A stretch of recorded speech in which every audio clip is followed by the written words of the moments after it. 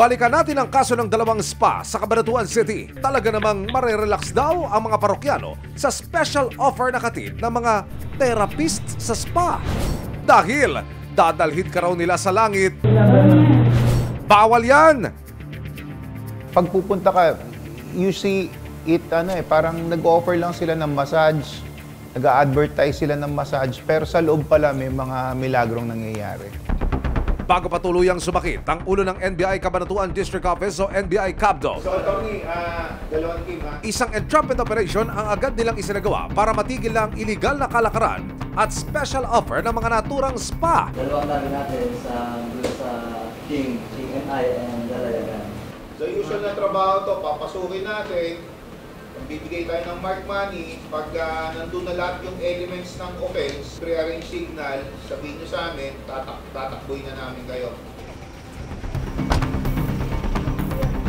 At dahil sabay na i-operate, hinati nila ang grupo sa dalawa. Saglit na naghintay ang team at sa signal ang NBI asset. Pagpasok sa loob, hindi na nakapalagpa ang mga babae. Nakita sa washing machine ang marked money na ipinambayad para sa extra service. Inoperan sila ng sexual favors in exchange for money. So, na-recover din natin yung mga marked money na itinanim ng ating mga ahente. Samantala, pumasok na rin ang kabilang grupo sa target area. Saglit na naghintay sa labas ang ibang operatiba. Ilang sandali pa, nagbigay na ng hudyatang asset. Pag-akyat sa ikatlong palapag, tumabad sa NBI agents ang isang babaeng hubot-hubad. Kasi yung damit mo. Teka, magdamit ka. Saglit. Kukunin ko lang tong mark money, ha? Nakuha rin sa cashier ang 500 pisong marked money na ibinayad para sa kwarto. Sa loob, naroon din ang lalaki na nakuhanan sa surveillance video na siyang nag-aalok ng babae kanina. Siya, si Manny Reyes, 35 years old at all-around helper sa Barat Spa. Nag-offer ka po ba ng babae, sir? Hindi. Yan pag inaakyat lang, hindi ko namang masahe.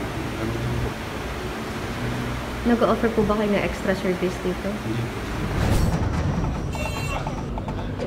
Idiniretso sa tanggapan ng NBI Cabanatuan ang mga babaeng na-rescue mula sa dalawang spa, maging ang dalawang nahuli mula sa Kings and Queens Massage. Daraan sila sa counseling at tutulungan din para makauwi sa kanilang mga lugar. Sa target number 1, ang na-rescue natin is apat na babae na mostly is from hindi tiga rito, from other provinces in Luzon. Sa target number 2 naman, meron ding 4 and they are from Visayas. Doon makikita talaga na traffic victims tong mga to. Hingi tayo ng tulong sa local city social welfare division dito kung anong po pwede nating maitulong dito sa mga traffic victims na to. Sa NBI office, hindi na nagbigay ng pahayagan traffic victims. Samantala, giit naman ang isa sa mga suspect na si Manny Reyes. Wala pa siyang isang buwan na nagtatrabaho sa King's Den Massage and Queen's Den Bar. Kinuha po ako sa probinsya kasi naubit po ako.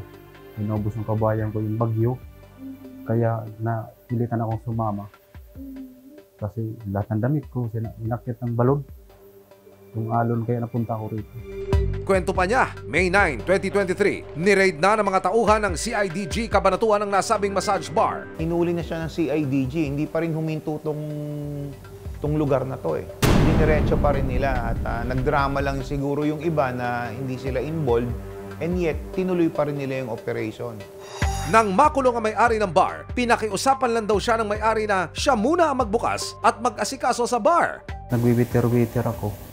Yun lang, pagkatapos, pag masahe, yung masahe, inaakyat ko. Ako yung tinuturo. Hindi naman talaga ako makapagsabi niyan kasi ma'am, kasi alam kong bakit. Kasi masahe lang naman talaga yung alam ko. Hindi ko naman talaga alam yan kasi dito naman ako sa labas. Kasong paglabag sa Anti-Trafficking in Persons Act of 2003 ang haharapin ng dalawang staff ng spa. Since hindi natin na-aresto doon sa first target yung talagang owner, we will directly file with the prosecutor's office. But yung number 2 target, since nakahuli tayo ng dalawa, yung kahero nga at yung bugaw na dating hindi nakasuhan, i-inquest po natin sila bukas. ng violation ng anti-human trafficking law, yung 9208 as amended. Samantala, kinuha namin ang panig na may-ari ng Kingston Massage na kasalukuyang nakapiit sa CIDG Cabanatuan. Pero tumanggi siyang magbigay ng pakayag. No comment, ma'am.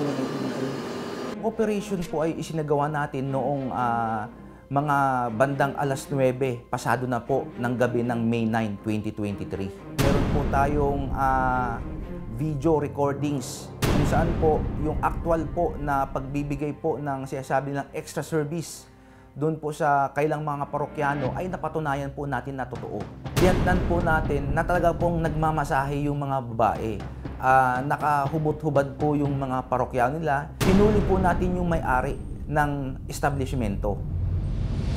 At para hindi na mag-back to business ang dalawang spa, tuluyan ang ipinasara ng City Business Licensing and Investment Promotion Office o Cabanatuan City BLIPO ang mga spa dahil sa mga nakitang violation. Hindi naman masamang mag-relax o magpamasahe paminsan-minsan, pero kung hakaluan nyo ng kababalagan, siguradong kalaboso ang mapapala nyo diyan.